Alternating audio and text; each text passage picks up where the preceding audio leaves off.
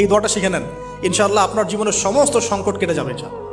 আমি নিজেও এই দোয়াটা বেশি বেশি করার চেষ্টা করি। দোয়াটা হচ্ছে, মুসা আলাইহিস সালাম একটা গাছের নিচে হেলান দিয়ে বসলেন, বসে দেখলেন দুজন মেয়ে দাঁড়িয়ে আছে দূরে, পানি নিতে পারছে না, লোকজন পানি নিয়ে যাচ্ছে, ওরা দাঁড়িয়ে আছে বেচারি। মুসা আলাইহিস সালাম গিয়ে বললেন, কি সমস্যা আপনাদের? তারা বললেন যে আমাদের বাবা অনেক বৃদ্ধ মানুষ, আমরা পানি নিতে পারি না যতক্ষণ না আমাদের কম পানি নিয়ে চলে যায়।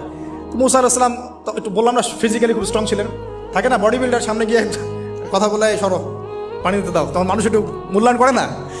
তো মুসা আলাইহিস সালাম এভাবে পানি নিয়ে দিলেন এবং বাছুরদেরকে পানি পান করালেন, করিয়ে গাছের নিচে এসে বসে আছেন। বসে বসে তিনি দোয়া করছেন, এই যে দোয়াটা তিনি দোয়া করছেন, রব্বি, একটা নেক কাজ করলেন না, মানুষের উপকার করলেন, নেক কাজ করে এসে গাছের নিচে বসে দোয়া করছেন, আল্লাহ এখানে তো আমার খাবার পানি বাসস্থান কিছুই নাই, আমি কি করব?